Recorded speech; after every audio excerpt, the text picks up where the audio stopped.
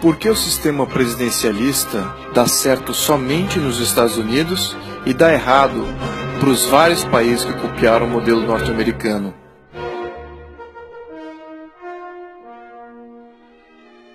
Na Grécia Antiga, havia o modelo ateniense de democracia que elegia democraticamente tiranos com controle absoluto. Várias cidades-estado gregas adotaram esse modelo e ele dava sempre errado, pois concentrava muito poder em uma só pessoa. Essa concentração acabava por gerar muita competição pelo poder.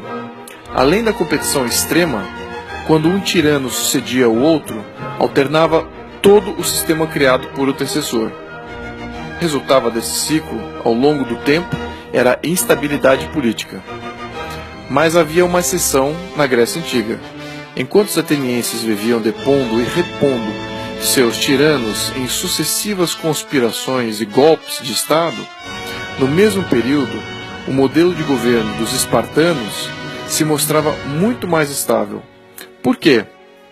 Em Esparta não havia o modelo de tirania democrática ateniense. O poder executivo era dividido em dois. Haviam dois reis.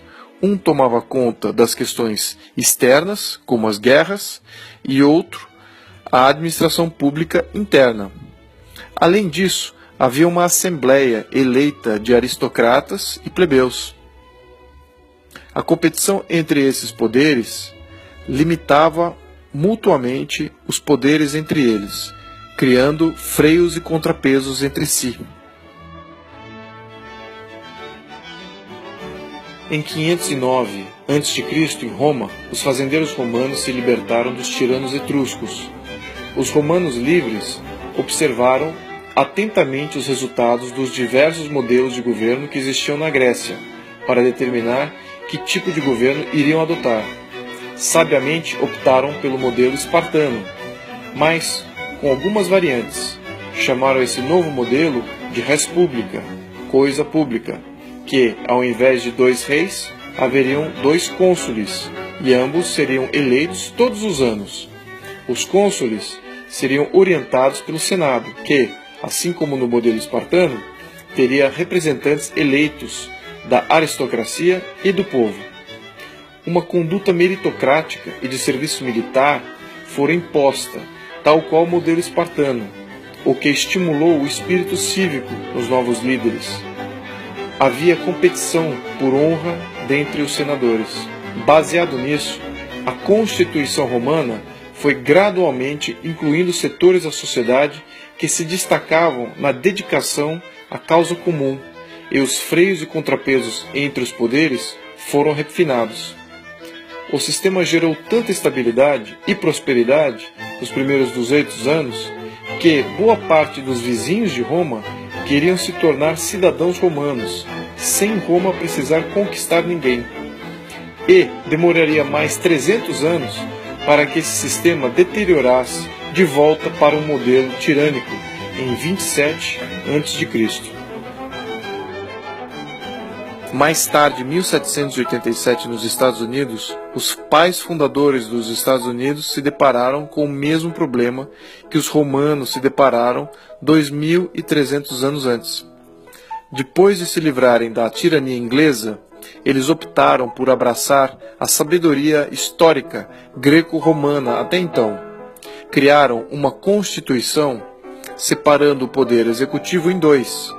Havia um chefe de Estado, que chamaram de presidente, que trataria somente de assuntos externos, enquanto deixaria a administração pública para ser feita por cada chefe de governo de cada Estado membro da Federação. Portanto, o chefe de Estado e o chefe de governo tinham funções distintas e um limitava a ação do outro. A Constituição norte-americana é muito clara em definir que a função do presidente não era governar, mas sim somente representar a República e somente interferir nos Estados-membros para proteger o cidadão contra possíveis ações abusivas dos governadores. Em outras palavras, o presidente era para ser visto como um protetor da liberdade de cada cidadão e não como um governador de pessoas.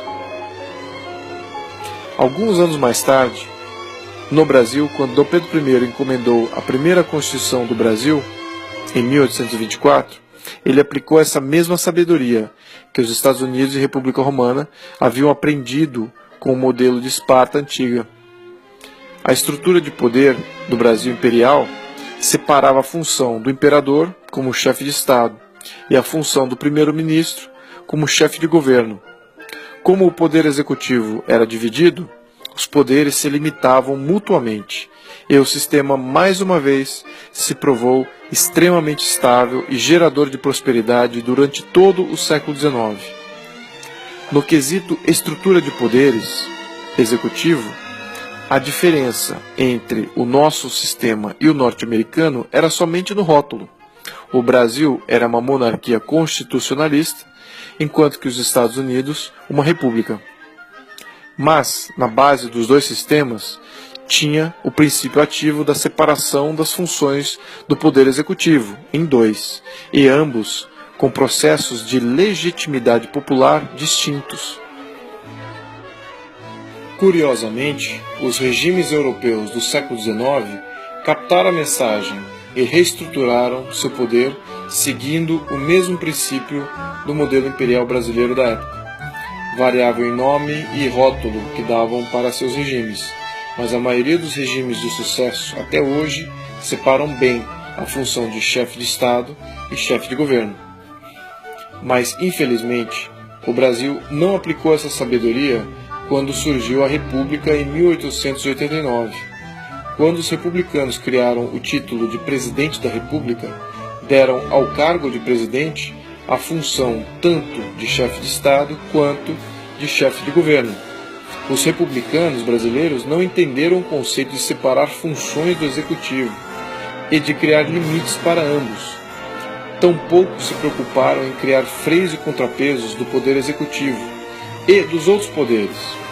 Essa concentração de poder gerou muita instabilidade na República, pois os presidentes brasileiros tiveram poderes quase tirânicos. Desde a criação de nossa República, vivemos tendo que depor tiranos, semelhante à experiência das diversas cidades-estado grega na Antiguidade. Respondendo à pergunta inicial, o presidencialismo não deu certo no Brasil, pois o Brasil copiou somente o rótulo e não a estrutura de poder que traria o sucesso. O Brasil, na República, improvisou em nome da novidade. O brasileiro, portanto, paga o preço com instabilidade política e pobreza desde então. Os países que cometeram o mesmo erro que os republicanos brasileiros cometeram convivem até hoje com alta instabilidade política e alto índice de pobreza. É assim em todos os países presidencialistas da América Latina, África e Ásia. Se o Brasil tiver a chance de rever sua estrutura de poder mais uma vez, que fique aqui registrado para todos o que somente poucos sábios registraram da história política em 2500 anos. Que a experiência greco-romana, a experiência norte-americana e a experiência do Brasil Império seja respeitada e não descartada em nome de rótulos da moda.